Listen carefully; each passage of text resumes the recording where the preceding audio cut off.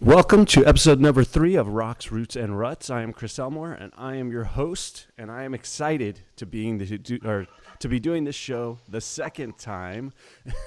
Yesterday, we attempted to do this show live, and it did not go off so well. So for those of you who tuned in, I appreciate you sitting there and watching us talk with no audio for a good 20 or 30 minutes. But I also have to say thanks to my guest, Brandon, who got up 2 times is coming on the show this morning for a second time, and we're going to do it again. But the only good thing about it is we've got practice now, so it should go off perfect. A couple updates before we get into the show. I wanted to talk about the shirts, the Rocks, Roots, and Ruts shirts. For those of you who ordered those are at the printer. I delivered those this week, and I got the proofs actually yesterday afternoon, and everything looks great. So they should be printing those, and hopefully I'll get them in the mail and out to you next week. For those of you who missed the opportunity to get shirts, you can still order Rocks, Roots, and Ruts gear on our website at rocksrootsandruts.com.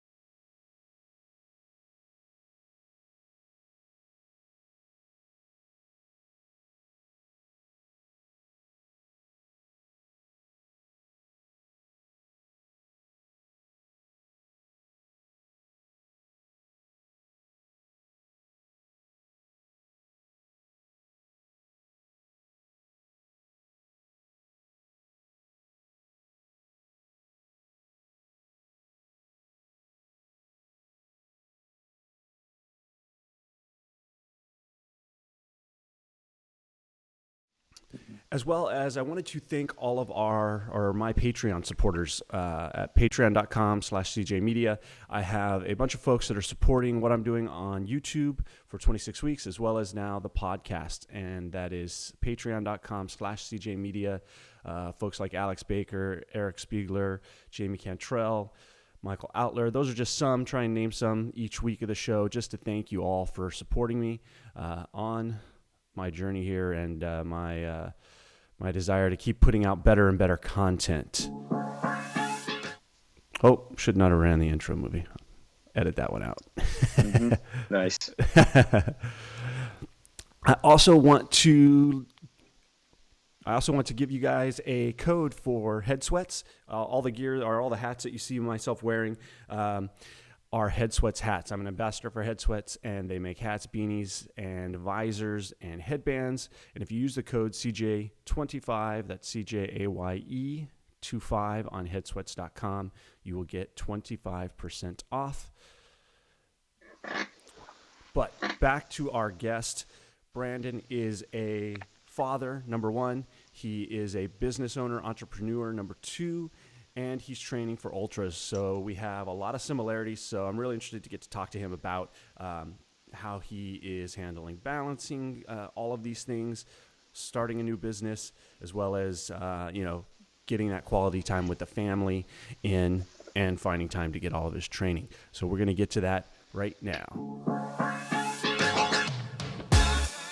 Out, trail run.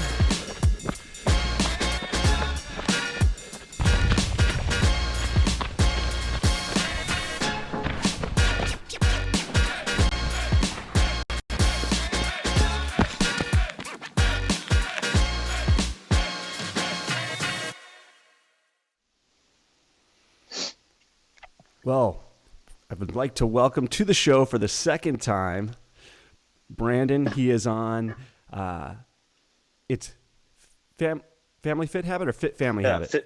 Fit Family Habit. Yeah, I always want to say it backwards whenever I go to look you up. Nice. Fit Family Habit. And like I said, he's training for an ultramarathon, as well as he has a family. And he has a business that he's recently started, changed careers a few times, and now has decided that he's going out on his own and starting his own business. So, Brandon, welcome to the show for the second time. Yes, thanks. I'm glad to be here.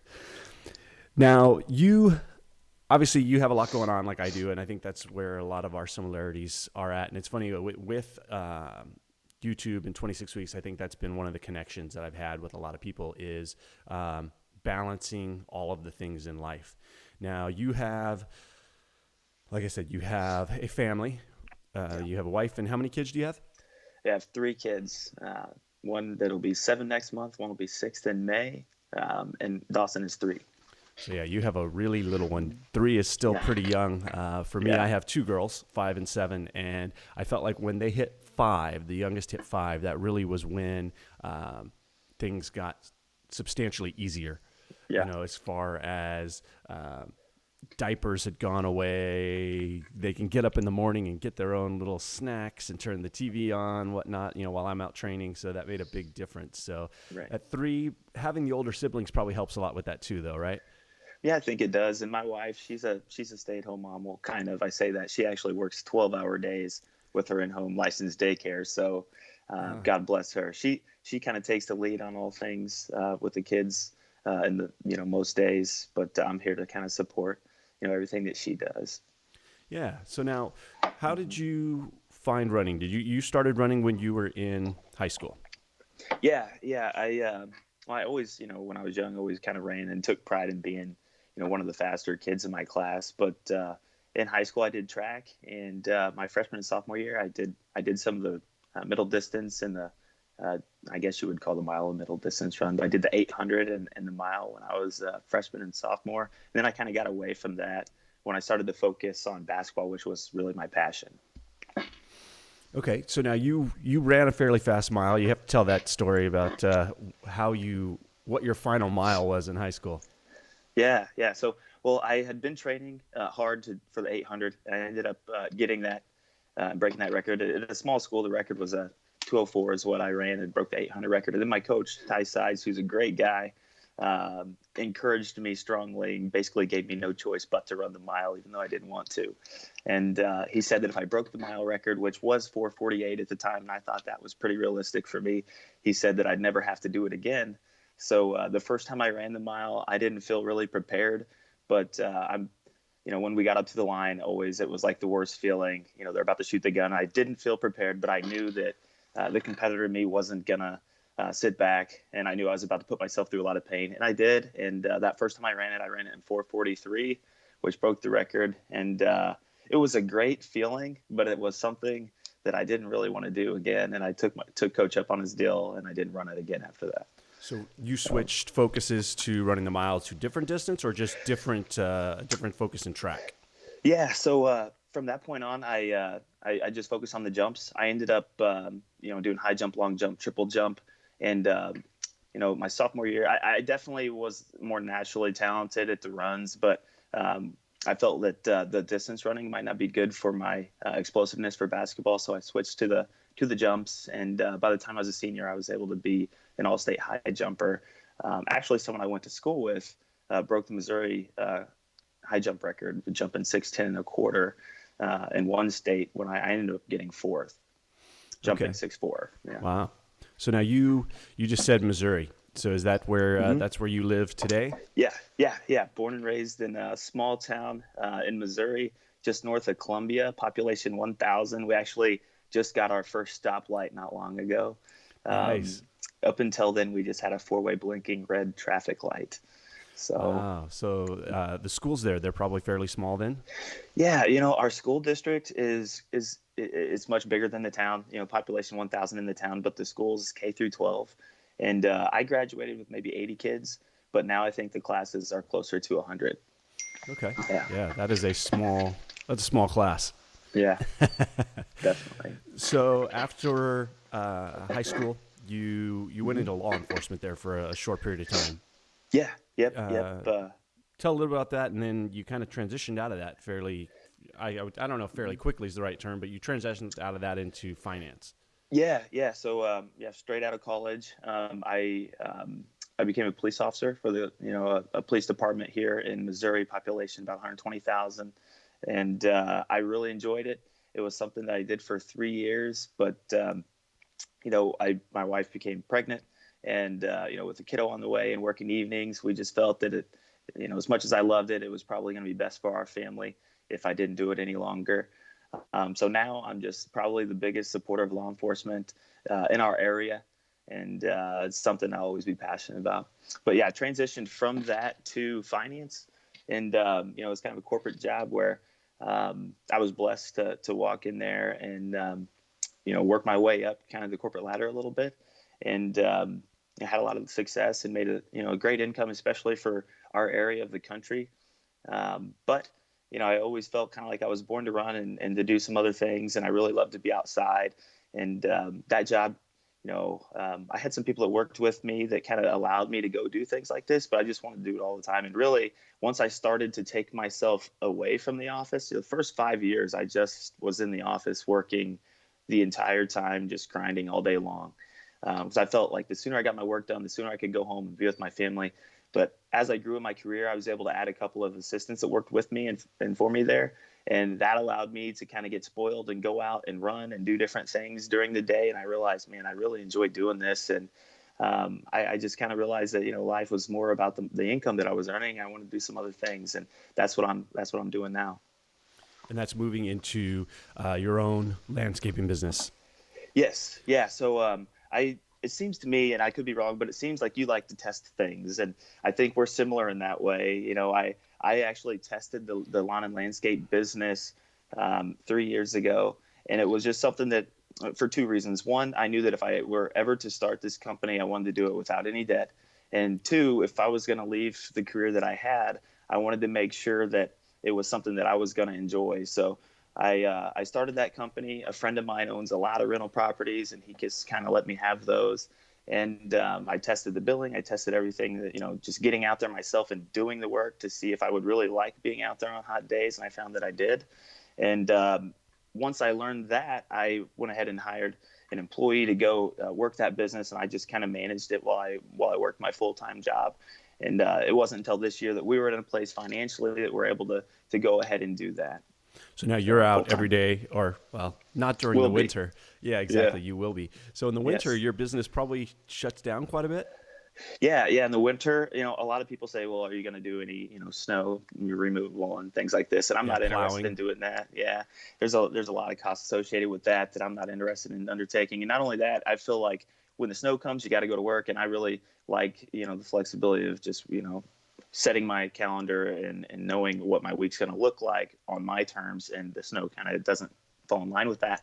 But the real reason why I don't want to do anything during the winter is I will be coaching basketball. I've been coaching basketball for the last 5 years in my hometown, and I really love doing that. And one of the reasons I enjoy doing that, even though it's very little pay, is growing up, I had a great mentor in my hometown. His name was George, and he was the athletic director. He mentored me, changed my life, and I really go back to hopefully, do the same thing for some of the kids that I get to work with there. Yeah, that's awesome. Now, is that what level is that you're coaching? Mm-hmm. So I'm the head junior high coach, and I assist with the high school. So yeah, that's neat. That's a good age. Yeah, I feel like that is the age where kids need it the most. And, it's really nice because it fits in with my schedule at this time. It's 10 weeks out of the year where I'm the head coach. And then with the high school, I can kind of come and go as I please. And it's neat because the head coach of our varsity team was my coach in high school. So we get to, interact, every day, we'll text and talk, and not every day, but most days we'll kind of game plan. And it's pretty cool to, I feel kind of like I'm being groomed for that spot whenever he decides to leave. And I hope that's a long time from now, as I love working with him. That's great. So now, during all of this time, when did you come back to running? Because you're obviously training for, I think, 3 50-milers then over the year, and then you're ending the year with 100-milers. So we'll talk about those in a minute. But when did you decide that you wanted to get back into running? Yeah, so it's actually 4 50-milers, and so again, it might be I might have bit off a little more than I can chew. We're gonna find out, Chris. But so I kind of came back to running. Like I said, the first 5 years of my career in finance, I was just grinding, just working my way up, just totally working. And then, I had assistants during that time. In fact, I had 4 assistants at one time and a business partner, but we ended up splitting ways. So it was just myself and 2 assistants. And at that point, I no longer felt like I had to be at work all the time because, when I had my partner, I felt like, I really wanted to make sure that we were both providing equal value to the partnership. And our goals kind of changed. We parted ways, and I had 2 assistants, and he took 2. And at that point, I was like, you know what, I'm going to actually take my foot off the gas a little bit, and elected to earn a little less income because it was a commission-based job. And it was about my 30th birthday. I kind of trusted my assistants with a little bit more of the responsibilities. And I would actually spend, an hour up to 2 hours a day during lunch just working out. And it started when I was 30 years old. I'd get on a treadmill with a heavy backpack. I was 220 pounds. I didn't feel real good. Kind of the corporate life kind of got a hold of me. And I would say that my health and my hobbies definitely took a backseat to my career and to my family. And it was when I turned 30 that I realized, I got to start doing something different, because if I want my kids to be happy and healthy, then I sure got to be happy and healthy myself. I'm going to set a good example for them. And so that was it. It started very humbly and modestly with a 35-pound backpack, walking on a treadmill, trying to maintain a 4-mile-an-hour pace, and got down to 200 pounds. I started lifting weights, and I lifted pretty heavy. And from that point on, I was like, you know what, I think I just want to do something really hard and really challenge myself. And one of my assistants at work, we said, hey, let's start running. And we did. And eventually we decided, well, let's try to run 50 miles. And I don't know really where that came from. I think it was actually shortly before I found you on YouTube. We did. And definitely we were undertrained for that first 50 miler. It was actually 53 and a half miles. Very undertrained. I think leading up to that, the furthest we had ran together was about 12 miles. So that's a big jump. We learned some things on that day. Yeah, I think we have a similar past, and probably many do, where you come out of school, you get into your career, those first jobs, and you're really putting everything into that, whether it's mentally, physically, and you're trying to move up, right? You put this work into school, things like that, and whether it's social life or your fitness, it kind of all goes by the wayside, and that's exactly what happened to me. I looked back, and all of a sudden it's like, man, how did I gain all this weight? And I haven't been training, I haven't been working out. So same type of thing, I'm going to start going to the gym, start lifting, start spinning, and then you slowly get back and you realize how bad you felt. So that's really kind of how I found it, and it kind of escalated a similar path. So, and I think we're similar in the sense that we both did quite a bit of lifting. I did a lot of CrossFit, you did a lot of lifting. So now transitioning from that into ultra running, really wanting to try and, for me, lose some of that body mass size, muscle size, just to make it easier to run. Yeah, definitely. I mean, when I started running, my cardio was definitely not where it needed to be, and that was my struggle. I was physically fit at 200 pounds at that time, but carrying a ton of weight. Even when we ran that 53 and a half miles, I was 200 pounds. I wasn't carrying a whole lot of extra fat, but the pounding on my feet caused problems, and so definitely I'm trying to get down. I'm down now to about 188. So I'm really happy with that. I'm hoping to get, a little bit further down, but like you, I feel like losing the muscle mass itself is, challenging. And also it's kind of that fine line. I don't know about you. Like, we've worked so hard to establish this fitness level and this strength. It's like, man, I feel like, I want to be competitive, so I need to do this, but at the same time, like, I still want to maintain some muscle as well. Yeah. I always say, I don't want the, typical runner's body, right? I like that more, almost the physique, not bodybuilder, but more like the physique guys that are on stage, right? That have muscle tone. I think there's a certain presence when you come into a room and you have, you're physically fit. You're not just skinny. And so that's kind of my goal, and my balance is to maintain muscle size, some muscle mass, but, get down and be lean and be able to do that. I think for me, anywhere between 180, 190 is a good place. And I feel pretty good around 185. So that's kind of where I'm shooting for. In my mind, it's always, every pound, you've got to carry that pound for 100 miles. So, the less of that you have, it definitely plays a role. But I also think the muscle in doing things like deadlifts and squatting and things like that also plays a huge role later on in a race, just because you do have those muscles to help carry you through and keep pushing. Yeah, I agree. Now, what does your training look like overall for at this point? And, how's that progressing? Did you start with a training plan? Are you working with someone? Kind of, how did you get to where you're at, and what are you doing now? Yeah, so starting out, like I said, before that 53 miler, the most we probably ran in any one week was maybe 25 miles. It was very undertrained. And, I just didn't really know where to look, where to begin. There's not a lot of information out there. And I didn't realize that I was that undertrained. I was kind of clueless to the beating I was about to take when I ran that 50 miler. But it wasn't until I found you online, and also I found Trey runs as well. And I watched some other like documentary things that really didn't go into detail about their training plans. There's a lot of cool documentaries on YouTube, but yours was the most detailed as far as explaining how many miles you were running, especially earlier on in 26 weeks, where you would document how many miles you had ran. So I really was just kind of copying and pasting that for the future, kind of noting what I was going to do as I got closer to my A race. But what I've been doing is just kind of trying to build a base. In December, that was kind of when I decided I was going to go for it. And in December, I ran 100 miles. And January, I ran 120. And February, I had an injury, an Achilles injury that I'm still kind of working through. And I ran 100 in January. My goal is to do 140. So this month, the goal is 160, trying to gradually build up and get to that 50 mile a week range where I think you've kind of settled in. And, I think I'll get there. And that's kind of where I am. Yeah, I think doing it the way you're doing it and building slowly is definitely the way to go.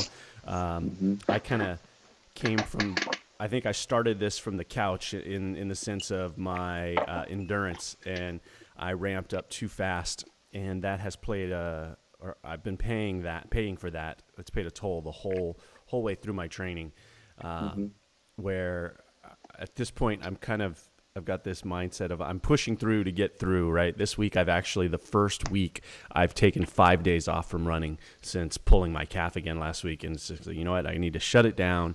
I'm going to take a week off and start back up, because ultimately I don't want to sacrifice the end goal, for one extra week of training in here. And I'm hoping that'll help. But yeah, I think that building slowly and building over time is, helps a ton versus ramping up too fast, because everybody wants to ramp their mileage up. It's just natural to want to build fast, and it takes a toll. It's so hard to slow down too, like that. To shut it down, it's really hard for me. And the other thing, I don't know if you struggle with it, but it seems like, just from watching you, it seems like you're really good at pushing through pain and doing those types of things. And I've always kind of been that way. And just recognizing the difference between injury and pain is, something that I have to understand. When I'm injured, I just got to shut it down. It sounds like that's what you're doing. But finally this week, I decided it's time. It's funny you say pain. Yeah, it hurts to run 50 miles. It hurts to run a marathon. It hurts, right? But there's a different type of hurt than, where I'm changing my stride because I'm trying to baby my calf and things like that. Yeah. So,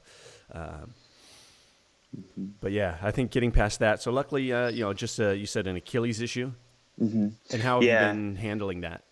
Yeah. So I've been putting some cream on it. It's like, I don't know how to describe it. It's kind of like icy hot cream. And then I've been rolling. Some people suggested that I do that. Some ice and a little bit of stretching. I don't know if any of this is proper. I reached out to some people. I made a post on Instagram and asked for advice, and these were some of the things that folks suggested. So I've been trying all those things. And, you and Trey actually talked about the difference between speed and, like settling down for your race pace. Well, I actually injured myself when I was doing more speed training. And, I know that you say you try to run 11-minute pace is kind of what you're thinking. It's hard to kind of back off to that pace. It's hard for me too, unless I'm on a treadmill. If I get on a treadmill, I can kind of get in the zone and find that 11-minute mile pace. But this injury happened when I was running about 7.5 minute miles. And, I was doing that because I didn't have much time that day to get my miles in. So I said, I'll just run them fast. And it was me being kind of a knucklehead. I felt that it hurt. early on that run. And I just continued on and thinking that it's not a big deal. It's not an injury. It just hurts a little bit and I'll be fine. Well, looking back, I wish I would have slowed down and babied it a little bit, because it definitely became an injury and not just pain. Yeah, I run into that as well, where we will, and it's part of that balancing, right? You've got so much to do, and that's something I want to ask you about is, that balance. But just last week, we had a chance to go to a Clippers game, and it was in a suite, and it's like, okay, we got to leave here at this time, and I was running at night. I get home and it's like, okay, I got to get this done. I need to do 7 miles. It was kind of a hilly miles, and I got to get them done in 8-minute miles. And it's like, what am I doing, right? I'm not running 8-minute miles during the race. And at this far into my training, why take the chance of getting injured? But it is hard to, when you're in the moment, to kind of shut that down and say, okay, this is the smart decision, because, there is this pressure to get the training in at all costs. Yeah. So that is 100%. one of the things I have a hard time balancing. Yeah, I remember when I think you had that on one of the episodes, 26 weeks, you got done, you had like 17 minutes to get ready to leave the house for the game. Yeah.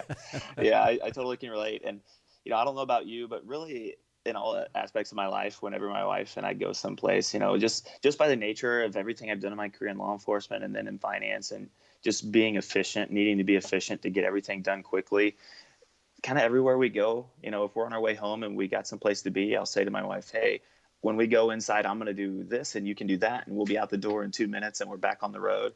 And it's kind of, I see that with the running too. It's like, okay, I've got to run these 10 miles at 10-minute pace. Then when I get done, I'll have 17 minutes to get ready before this live show with Chris. Yeah, it's not quite like the elite athletes who, they run at like 9 in the morning and they, they get, they come home and they recover. Yeah, it's a whole different ball game. And that's one of the things I'm always trying to stay aware of. And I have a tendency to rush. And I don't know what it is, if it's just my personality, if my father is very similar in that, it's like, okay, I'm going to work on this project, this wall behind me, right? It's like, okay, get it done, boom, boom, boom. And you realize, man, everything I'm doing, I'm rushing through life doing, because I am trying to get so much done. Yeah. And I think that can be a bad thing in the sense that you can't slow down. And one place I try my hardest is like with the kids. The evening, I was going to ask you when you're trained. I train it, early in the morning. Everybody knows from the videos, 4:30 in the morning. But because the evenings are for my family, the girls, and that's when we do homework, that's when we have dinner, that's when we sit around. If we are going to watch TV or we're going to play board games or whatever, we're going to play dolls, whatever it is, that in the evening is when we get to do that. And I really, very rarely, I do any training whatsoever in the evenings. Everything's done very, very early in the morning. You're going to have a little more flexibility with the new job, but I was curious when you get most of your training in. Yeah. And I can relate, by the way, to the rush, kind of stuff. That's the way I've lived my life really for the past 7 years. And that's part of the reason I've changed careers at this point is, I was ready to not rush so much. I'm realizing how fast life is going by and how quickly my kids are growing up. And I always think of it of like a meter. You ever see those fundraisers where it's like 0 to 100%? And I'm like, man, my kids are like 35% done before they go, they exit our house. So I've really been conscious about slowing down the pace that we've been living our life. And I'll answer your question in a second. But what really brought that to my attention was my wife and I said, okay, we spend so much time trying to hit goals for, my employer and different things. Like, what do we want our life to look like? We wrote it all down and kind of worked the problem backwards. Okay, if these are the things that we want, what do we have to do to arrive there? And we kind of made that a big focus. It's still not easy, though. I still want to knock things out and get them done quick. But the question about training, when do we do it? When I was working in finance full time, it was mostly during the day. During lunchtime, I would get the training done. More recently, I left that career about a month ago to get things in line for, lawn and landscape, building a website out, getting the social media going, marketing in other ways, and also kind of getting some chores and things that I've neglected over the past 7 years done at home, which has been very nice. So more recently, I've been getting it done 1 or 2 times, either early in the morning Like yesterday, I got it done. I got started about 4:15 and had it done before you and I, attempted round one. And Take one. yeah, so like tonight, I did that yesterday morning because I knew that my kids were going to be home yesterday evening. My kids 3 nights a week have dance class. They do this competitive dance thing. They tried out for some competitive dance team, and we were kind of on the fence if we were going to allow them to do that. I thought they're too young to be told they're not good enough, but they really wanted to try, and they were both blessed to make it. But we have found that it is just taking so much time away, but anyway, it's either mornings or I usually get the training done while they're at dance class, because it's not a situation where I can go to dance class and watch. We literally send them in there. They go into a room and we're unable to see them until they're done. So my wife brings them there, and usually that's about a 2-hour window where I can go get some running in and not miss out on family time.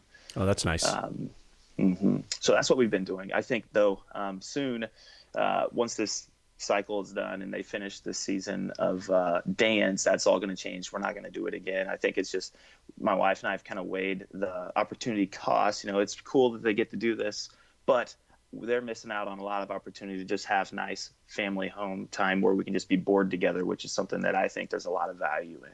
So, yeah, certainly. Just sitting around, hanging out, conversations, right? We try and have a family dinner every night as much as we can, right? Everybody sits down. As easy as it is for one to be over there on their iPad and the TV to be on, and we try and always sit down and have dinner. It's funny, with my work, I travel a lot, and one of our offices is in the Netherlands, and the Dutch are very good at that, right? Nighttime, they eat dinner together, and it's something that I've been over there for 20 years traveling, and that's something, even growing up for me, that was always a thing we did, and it was our time to sit around and try and talk, and so we do that in the evenings and try and never miss that. I do agree when you're talking about with the kids, and we try and provide as much variety as we can for the kids, right? I want them to experience as many different things as possible. Our kids are in dance, they're in swim, they're in, a bunch of different things. And yeah, giving them the opportunity to try as many things as they can and not spend too much time doing any one thing. Yeah, not yet. 100%. Yeah.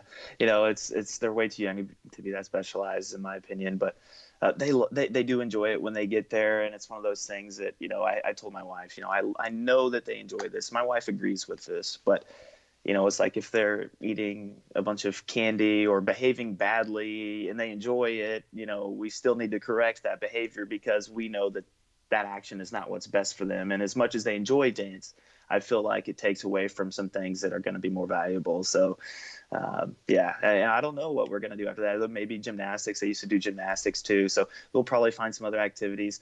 Really, the problem with dance that I have currently is that it's the place is like 30 minutes away. They're getting home at like 7:30 at night, and then it's rush to dinner, rush to the bath, rush to bed, and it's just more rush. Exactly. In our careers, we rush so much. I just want to come home and just sit down and enjoy each other.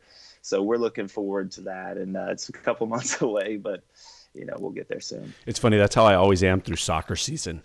It's like as much fun as soccer season is and builds up. And we play just the rec league, right? But by the time soccer's done and your Saturdays aren't just totally taken, it's like, I just cannot wait to not have soccer. Yes.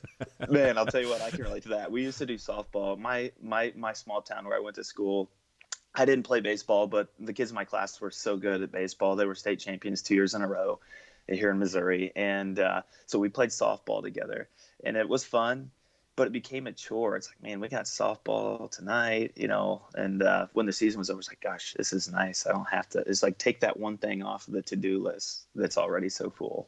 Yeah. Now, as far as training, how much training are you getting outdoors? You're in Missouri, outdoors versus getting on a treadmill? Yeah, so I'm just looking at my training logs I have out here in front of me. So far in January, everything has been on a treadmill this month. It's been really cold. I try not, it just depends. But, I'll run when it's below 0. But if it gets down below 20, I really don't like to run out in below that. 20. Yeah, I'm not a big fan of that. I had, a day I guess it was last month. It was definitely last month. I ran 28 miles, and it was like 28 degrees or something like that. It was uncomfortable. You kind of find your stride and you kind of deal with it, because you do get so tired of running on a treadmill. But I do some of the same things that Trey Runs does. I spend some time watching your videos. I spend some time just listening to music, watching other videos on YouTube, and kind of make my way through it in that way. But yeah, definitely, it's very cold, and I'm looking forward for the warm weather so we can get back out there. I'm not quite as crazy as Trey Runs is getting out there in that super cold stuff. I'm not about that. Yeah, I really am spoiled. We're extremely lucky here in Southern California to be able to run. I get up and it's like, oh man, it is 42 degrees today. Darn it, I have to wear 2 layers. And I run in the snow maybe 2 times a year, 2 weeks a year, and it's more of a fun thing to do. But I always say hats off to all of the people that are training in those real winter conditions, because getting out in that every single day, that's rough. Man, I'll tell you, I see some guys on Instagram that, they'll have these beers and they'll come out with just icicles frozen on them. And gosh, I don't know how you guys do this, but that's not a problem I'll ever have with this baby face. But I've been waiting on that to come in for years. Yeah, I always say the same thing. It's like, man, I don't know whatever happened to the hair on my face. It just didn't. It didn't develop. Yeah, but there are some benefits to it. When I go out in that cold, my 100 is going to be in November, so it could be very cold. In fact, my first race in April last year, that race was like 18 or 20 degrees, which was really cold. So I kind of take it as an opportunity to say, okay, I've done this before. This is familiar territory. Kind of use it as a mental training day and intentionally, put myself in those circumstances that aren't fun. And that's one of the things that I try to teach the young kids too, through sports, through basketball and things, is, what makes you uncomfortable? Find those circumstances, put yourself in them. If you hate to get up early, get up early. If you hate to run, run. And if you do those things, I think that you start to gain an expectation of doing well or winning, succeeding in whatever it is that you're doing. And I kind of use that even in my training still today, is, okay, it's really cold. I'm just going to go do it today. There's a water puddle. I'm not going to dodge this. I'm just going to go ahead and slam my foot down in there, get cold, and keep running. And it's going to be one of those days. Yeah, I look at that as, especially for me in our conditions, right? We don't have very much rain very often, but this year we've actually had a ton. So it's been an opportunity to get out there and run in situations you don't necessarily want to run in. A lot of people, people living in Seattle, things like that, they're like, I run in the rain every single day. But for me, I don't. And I agree with you. That's kind of that, we talked a little bit about it yesterday, but the whole David Goggins embracing the suck, right? Putting yourself in those situations, just so that next time you are in that situation, you realize it's not the end of the world, that you can get through it. And I think I honestly think that's a lot of the training, right? As much as you need to be in shape, you really need to mentally be in shape, because that's what it mainly comes down to. At least for me in Ironman, I haven't run 100 miles yet. That's what I'm, working towards. But in Ironman, or the 33 milers, the world's toughest mudder, it's a mental game way more than it is a physical game. Yeah, 100%. And, I have very limited experience with these distances. We kind of talked about this yesterday when my friend and I ran the 50 miles. We thought it was going to be 50, ended up being 53 and a half because the car was parked a little further than we intended. But, one, we were undertrained, but when we got to 26.2, let me just first say we started out this just way too fast. Our first 10 miles, we ran at like a 10-minute mile pace and just totally shot ourselves. We had no idea what nutrition needed to look like.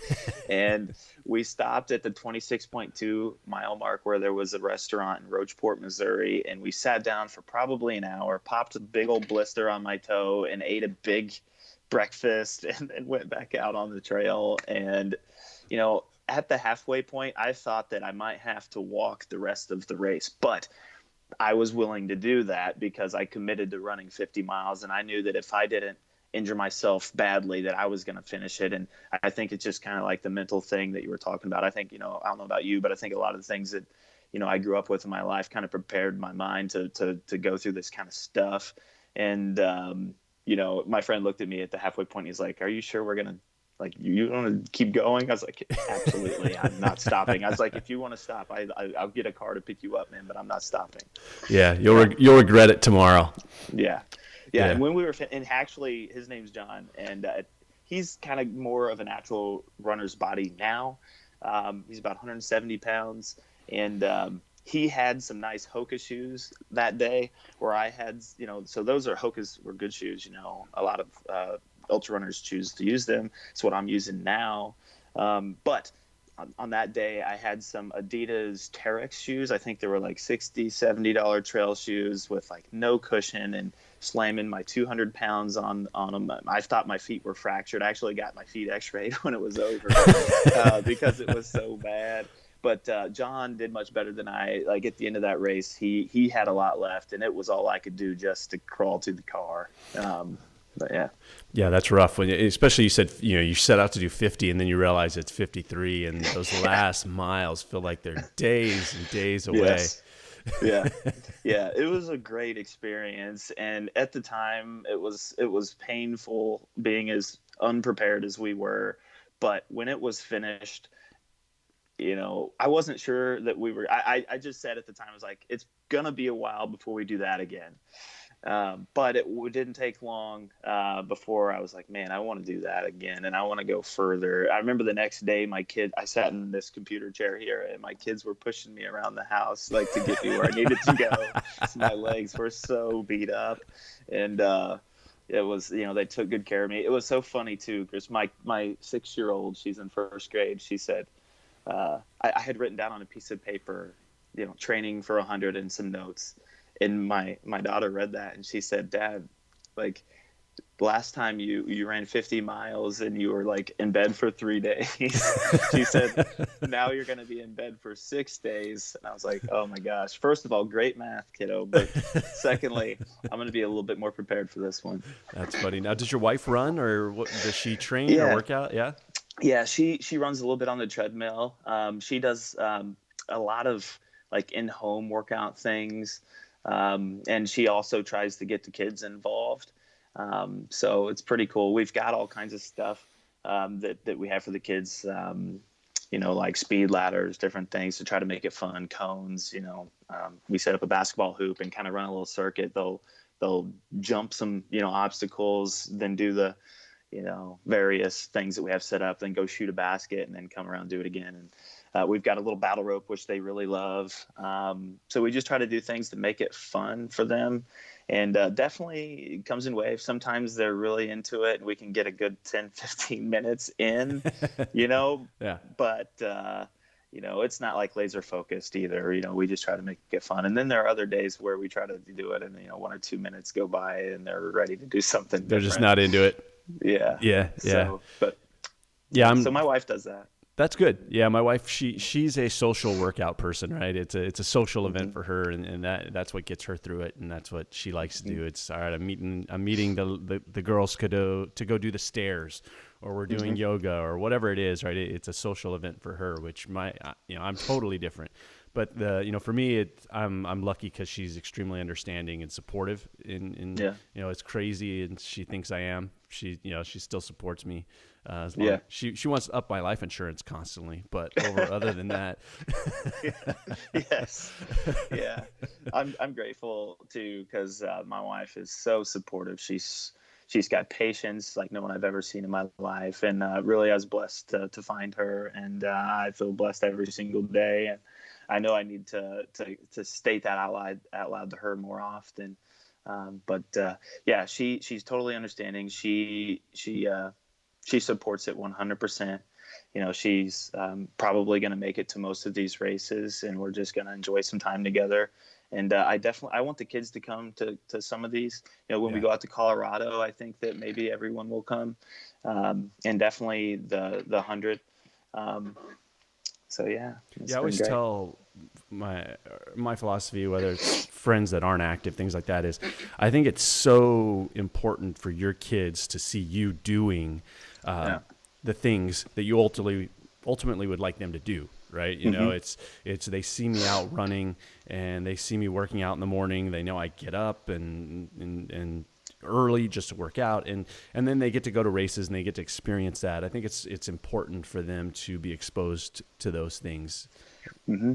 Yeah, and I think that that's true in all things, in all my 32 years of wisdom here. I know I'm a pup, but I think it's true in not only working out, but also in our career choices. And that was another thing that led me to make a move in my career, is that, I was blessed to be there, but it was something for 7 years I knew that I didn't want to do forever. And just looking at my kids and the history, everyone wants to provide for their kids and give them things that they never had before. And for the longest time, I felt guilty to leave that income and that career. I felt like I was kind of taken away from my kids. But I thought, if my kids want to be artists and make $30,000 a year, I would much rather they do that than go do something because they seen me do it. And they thought, well, Dad always did this thing that he didn't truly love, kind of thing. So I think really not only in exercise, but in all aspects of life, I want my kids to, because they're going to do what we do, Yeah, exactly. Mm-hmm. I mean, the last thing you want to do is for them, their picture of you is coming home every night, just burnt out, tired of work, Mm-hmm. angry, Yeah. right? I always say I don't want to be that angry father. Sometimes I feel Right. like I'm the guy, it's like, do this, we got to put this away, let's pick up the house. And it's like, God, Yeah. I don't want to be, in 20 years from now, my kids look back and be like, Dad was always the angry dad yelling at us, so I try and be very conscious of that and make sure that I'm not doing that, because it's easy to get caught up in that. Oh, absolutely. Especially when we're so busy. I feel like in our society, and it's kind of unrelated to the running, but our society is so rush. And I am so enjoying to slow down, and it's just, it's obviously about to speed up again, but it's been so nice to just wake up in the morning and plan and do things that are on my terms, and it's exciting.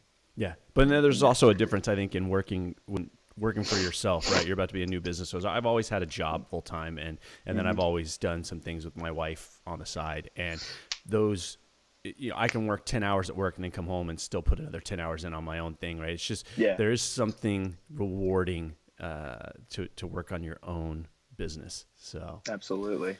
Yeah, it's awesome. I think what you're doing with 26 weeks and on YouTube is, I wanted to make sure to say this, it's probably inspiring so many more people than you can even imagine. Obviously the information's great, but everything about it is wonderful. I hope you continue to do it for a long time, and setting a great example for not only your friends and your family, but your kids and everyone else out there that watches. Yeah, it's been neat being able to reach people all around the world. I go to the Netherlands and people want to run with me, or I go to, wherever I go. That's been really cool. And getting emails. I just got an email from someone that knows you named Anthony, and Anthony Gilbert, basically saying, that he found my stuff through you and his training, and it's neat to see that. But on the other hand, it's been so rewarding from the sense that it's holding me accountable. It's holding me accountable to get out there and train and stay focused. And I know it's funny, taking these 5 days off, the biggest stressor of this whole thing has been, I'm not going to have any freaking content for this video this week. What the hell am I going to do? Yes. And that's part of it too. That's part of it. My tablet just told me I have 10% battery. That'll probably be good. Well, see, we have an ending. We have to end then. Yeah. But no, you're 100% right. And I think it's awesome, the social media, when it's used in the right way, like you're using it. Where people from California to Missouri to, Anthony in Oklahoma, I've connected with other dads in California. There's another dad that I keep in touch with there, and I communicate with regularly on regular cell phone now. Because in my small town, and even in the large community that's nearby where most of the work is done around here, there's just not a whole lot of people that are similar. When you're talking about people that run 100-mile races, and this may not be right, but according to Google, I think it's like 9,000 people in the United States that have done that. Now, I don't know if that means that they finished or if they've attempted a 100-mile race, but that's a small percentage of people. And to be able to connect and chat and communicate with you, we communicate on, Instagram and other things, it's awesome, because around in my hometown, there's certainly no one else that's interested in running 100 miles, so some of the people that, we befriend on social media, they'll post their monthly miles, and I'm like, whoa, this guy ran 200 miles. That's incredible, and it blows my mind. And then, if I make a post, I'm like, oh, I ran 120 miles this month, and people in my town are like, you are crazy, and it's like, you have no idea. There's these people out there that are so much stronger at this than I am. Yeah. But I think it comes back to inspiring others or motivating others, and just opening folks' eyes, right? At some level, the elite athlete is going to reach maybe you and I and provide some inspiration or motivation. But then there's the next level down where people are just they're looking to know that they can achieve something, right? They need that little bit of push. So it has been fun to be able to do that. So and seeing how busy you are, it just shows that and I'm big on not making excuses. Granted, I let my career kind of take hold of my life and let all these things kind of fall by the wayside. But seeing other people like you do this, say, I can do it too. If he can do it, I can do it. We're all so busy.